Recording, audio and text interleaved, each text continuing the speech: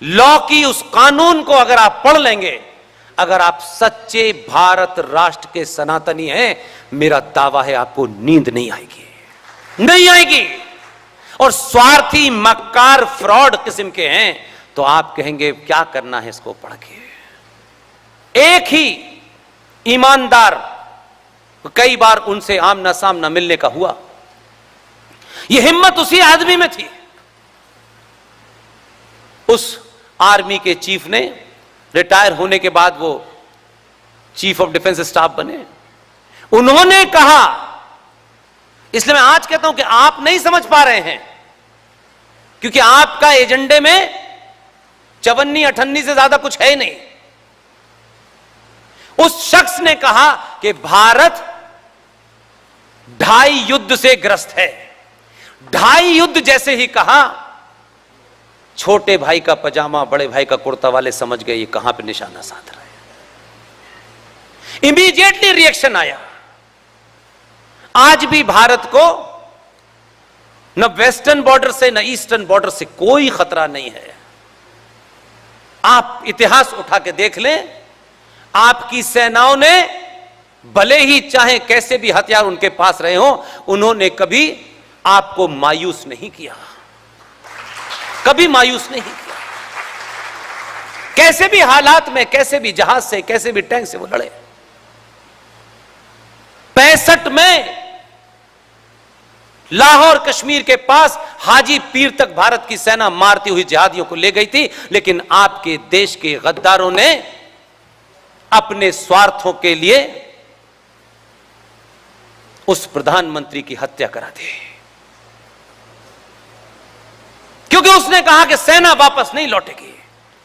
क्योंकि गूंगी गुड़िया को प्रधानमंत्री बनाना था, तो यह हुआ कि अगर यह वापस आ गया तो फिर यह प्रधानमंत्री के पद से नहीं हटेगा, इसलिए उसकी षड्यंत्र करके हत्या हुई। हमारी टीम के एक सदस्य, बेहतरीन इंसान,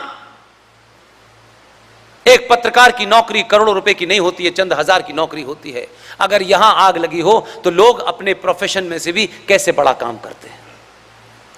दुनिया के 16-17 देशों में उसने भ्रमण किया, पैसे मांग मांग के किया, सारे तथ्य इकट्ठे किए,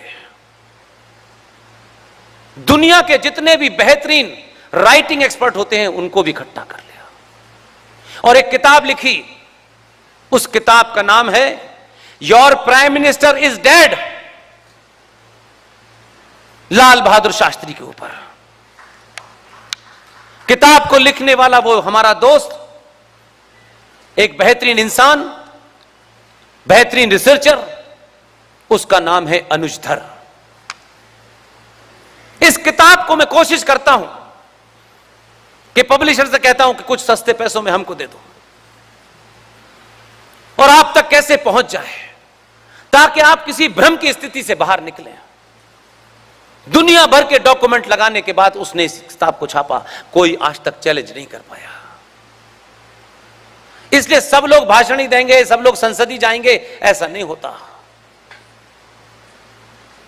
लिहाजा 1995 में जो सबसे बड़ा जघन्य अपराध हुआ है, इसलिए मैं हिसाब मंच से ही करता हूं, नीचे नहीं करता। 117 थे पार्लियामेंट में, आप सब लोग मुझसे उम्र में बड़े हैं। 95 में मोबाइल आ गया था, आप सबने वो दिन देखा होगा, लाइव टेलीकास्ट होता था। लेकिन तब भी हम चुप रहे, हमें तो सरकार में आने की जुगाड़ में रहना था। तो खाना पूरी के लिए कुछ बोल दो, हाँ हम जा रहे हैं, घर जा रहे हैं, हम इसके खिलाफ ही निकल गए। नहीं, 1995 में भारत की संसद के अंदर एक जघन्य अपराध हुआ है और आपके 117 लोग उस वक्त पार्लियामेंट में थे, चिल्लाए नहीं। अगर सच में आग लगी होती तो यह काम मुझे नहीं करना होता, GDRSN को नहीं करना होता, सुशील पंडित को नहीं करना होता। इतनी बड़ी भीड़ है हमारे पास, चौराहे चौराहे भी बताते तो कहते कि हमें सबसे पहले 370 नहीं हटानी, ये हटाना है। क्योंकि जानकारी नहीं है कि जानकारी अगर आपको दे दी तो फिर दुकान चलेगी कैसे। 1923 में अंग्रेजों ने एक कानून बनाया, वक्फ प्रॉपर्टी कानून। उस कानून के तहत उसमें सिख भी थे, उसमें हिंदू भी थे, उसमें पारसी भी थे, सारे लोग थे कि ये लोग अपनी जो प्रॉपर्टीज हैं, मजहबी प्रॉपर्टीज हैं, उसका ये खुद देखरेख करेंगे। अंग्रेजों का बनाया हुआ कानून था। 1956 में फूल वाले चाचा ने किस दबाव में उसमें से सबको बाहर कर दिया, सिर्फ मुसलमान रह गया। 1985 में चचा के परिवार का एक आदमी जो हवाई जहाज उड़ा रहा था, वो एकाएक देश चलाने लगा। उसने उसमें एक फर्दर अमेंडमेंट किया। 1995 में पीवी नरसिम्हा राव ने फिर एक अमेंडमेंट किया, क्योंकि ये मुद्दे तो हमसे क्या लेना देना है, हमें इससे क्या मिलेगा ये बताओ पहले। इसकी चर्चा तो हम आपस में भी नहीं करेंगे, क्लास में भी नहीं करेंगे। दिन भर यहां भाषण, वहां भाषण, विज्ञान भवन में भाषण। भाषण तो दे रहे हो, लेकिन सच बात बता के जाओ, ताकि इनमें से कई सारे लोग कल उसको देखें तो कहें कि ये तो हमको पता ही नहीं था। 95 में अमेंडमेंट हुआ, 2013 में संसद से एक पूरा कानून बन के हमारे सामने रख गया। 2013 बहुत पुरानी डेट नहीं है मेरे भाई। हमको ये तो पता है फ्रांस में कौन सा नया कपड़ा फैशन में आया है, इंग्लैंड में क्या हो रहा है, अमेरिका में क्या हो रहा है, हमारी जमीन के, हमारे पैरों के नीचे क्या हो गया है, ये हम जानना नहीं चाहते। इसकी बात मत करो, अभी मत करो, कम से कम अभी तो हम मजा ले रहे हैं। 95 के बाद जब 2013 में एक कानून बना, उन लोगों की तैयारी देखिए, उन लोगों का विजन देखिए। कहते तो हैं आप पंचर पुत्र हैं, आप कहते रहिए, वो पढ़े लिखे नहीं है, हम उन्हें पढ़ा रहे हैं। आपसे 1000 साल आगे सोचते हैं। आप पढ़ाई का मतलब समझते हैं कि बेटा आईएएस हो गया, काबिल हो गया।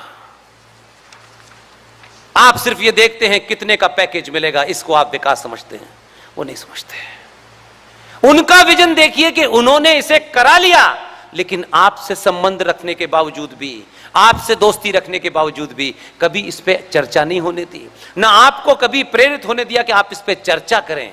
और आपको तो चर्चा इसलिए नहीं करने दी क्योंकि आपकी चवन्नी की उनके साथ बिजनेस चल रही है, इसलिए यार इस पे क्यों चिंता करें, रफीक भाई नाराज हो गए तो मेरा कपड़े का बिजनेस समाप्त हो जाएगा।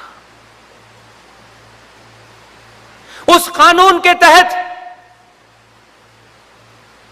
वक्फ प्रॉपर्टी कानून को एक ताकत दे दी गई है कानूनन, और कानून के तहत उनको ताकत क्या दी गई है कि वक्फ प्रॉपर्टी बोर्ड पूरे देश में, वक्फ प्रॉपर्टी कानून का सेक्शन 40 और 36 दोनों को पढ़िएगा जाकर के आप। नहीं, हमारी टीम एक YouTube चैनल चलाती है ताकि इन चीजों का हम पब्लिक तक पहुंचा सकें। एक युवा वकील 35 साल के एक लड़के ने, विष्णु शंकर जैन उसका नाम है, उसने उस पूरे एक्ट को सुप्रीम कोर्ट में चैलेंज किया है। उस लॉ की, उस कानून को अगर आप पढ़ लेंगे, अगर आप सच्चे भारत राष्ट्र के सनातनी हैं, मेरा दावा है आपको नींद नहीं आएगी, नहीं आएगी। और स्वार्थी, मक्कार, फ्रॉड किस्म के हैं तो आप कहेंगे क्या करना है इसको पढ़ के। वहां तक ला रहा हूं, यही तो जिज्ञासा पैदा करने के लिए माहौल बना रहा हूं।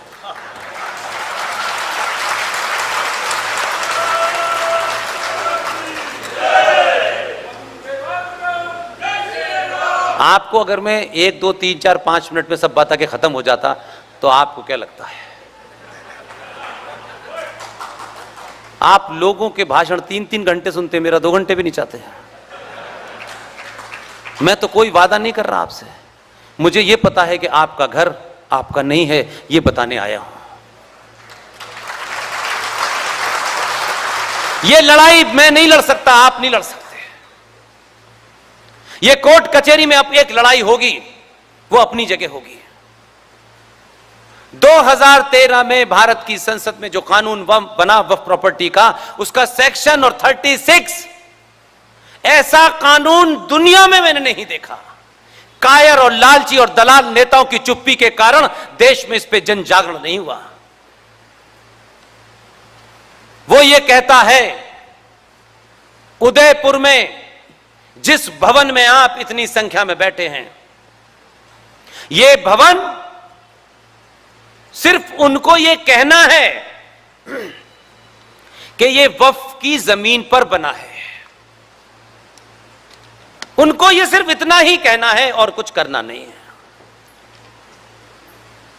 सेक्शन 40 कहता है कि अगर वो ये कहते हैं कि ये जमीन वक्फ की जमीन है, सेक्शन 40 इस बात की रियायत देता है कि उनको कागज नहीं दिखाने हैं।